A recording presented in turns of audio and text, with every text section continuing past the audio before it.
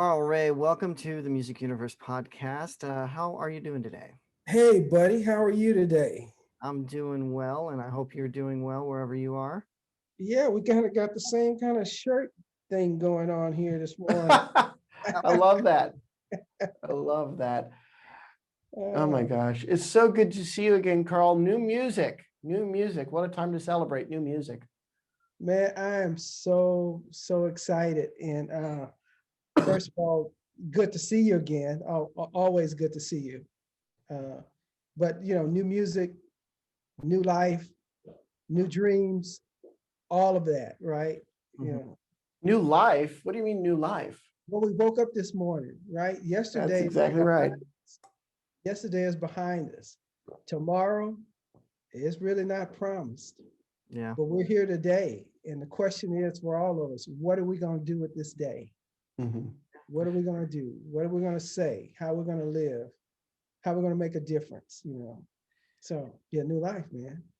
That's Yeah, exactly right. you're exactly right on that. And I can see clearly now, I can see would reflect that viewpoint. Tell us about the new track. Oh well, I tell you, it's really been it's been so surreal living this song because I think several people know my story, but some who don't know that I grew up in Houston, and as a young person, I met Johnny Nash, who was most notable for I Can See Clearly Now, and he's done Steer It Up, and he has had a phenomenal career, including uh, in many eyes discovering Bob Marley, or at least bringing his music more into the mainstream. Mhm. And so Johnny and I, over the course of the years during our relationship, we always wanted to do a record together. And he always said, "Man, I really want to." He called it, "I want to help you get to where you want to go." And anytime you got someone like a Johnny Nash or Johnny Cash or any star willing to lend their brand to help you in any way, it's very humbling. So um, we said we would do a record, and one we kept putting it off. Oh, we'll get to it. We'll get to it. And the years passed. He got sick, and then ultimately last year he passed away, unfortunately. But he Right. lived a full life, a really full life.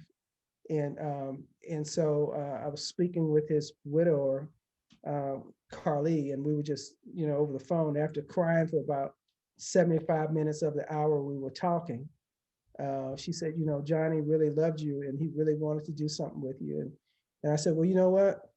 We promised each other we would do this record, and I'm going to fulfill that promise. And I know he's upstairs, kind of looking down, saying, "Man, you did it! You did it! You did it! You did it! You did it!" Mhm. So just going through the music and reliving kind of what he whispered in my ear. It came out through the record.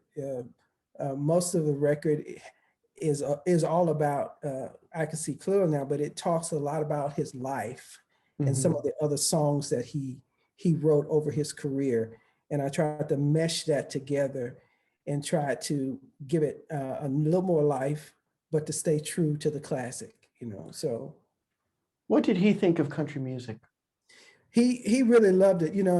When I first met Johnny, back in those days, there were a lot of cowboys in Mhm. Texas, and John had this farm uh, out in Texas, and he had horses and cows, and we would ride, and when he would go overseas to London or travel on tour, he and I wasn't going with him. He'd say, "Hey, take care of the ranch for me," and so, I take care of his horses, and in the barn he had this radio that played 24 hours a day, and it was all country music. He said he wanted the horses to even love country music, Mhm. and so he really loved it. But later on, early in his career, he was really more of a not a classical singer, but it was more like Nat King Cole, Johnny Mathis, Mhm. Dean Martin.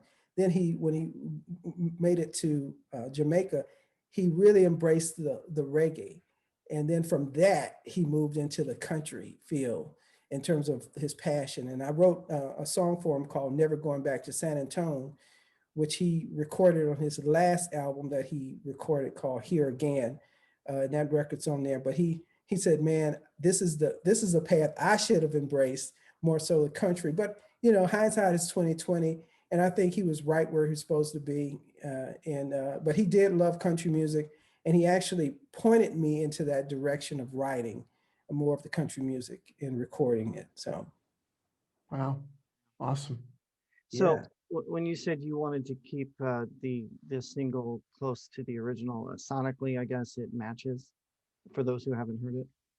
Yeah, so for those who haven't heard it, you know, the lyrics are the same except for, you know, John and I often talked about, I can see clearly now and other things about, you know, what will we do with the fact that we can see clearly now? What can we see clearly now? Well, you know, from his perspective, he had cataract surgery, of course, and he was talking about he could see better and he, you know, all the obstacles out of the way, but it became a spiritual clarion call, if you will, for him, because it also put in perspective the music business for him in terms of what you don't have and what you're unable to get. And that translated into life and what obstacles are in your way as a person, and how you can look past those obstacles and move past through hope. So it's a really push for hope. And so in this song, Johnny and I also talked about, okay, so what? It's going to be a bright sunshiny day. So what? Well, the tag that I added to the song is, that said, I'm going to dream me a brand new dream, from sea to shining sea. And as long as I can breathe, I'm going to open up a big can of just believe. And I'm going to stir it up, back to his song, Stir It Up, and celebrate. Celebrate was a big song for him. Because I made it through another day. You know, Johnny Nash used to say, it's going to be a bright, sunshiny day. And so it's always about, so what? I woke up this morning, so what? Okay, well, today I'm going to dream me a brand new dream. All right, okay, so what? You guys are on radio and on television and on podcasts, wherever you are. So what? What are you going to do with that today? Right. How are you going to change the world and leave it a better place? And you know, I'm blessed to be able to be with you guys this morning, and I'm so thankful that you've allowed your platform for me to share this story, because this is a story of hope. And I hope that all of your listeners are inspired to live better, to forgive quicker, to realize that we have to give back as opposed to consumers, being Sure. consumers. So, you know, I love the song. I gave a quote for the song. You bridge the original and a little bit of a country version exactly really well together.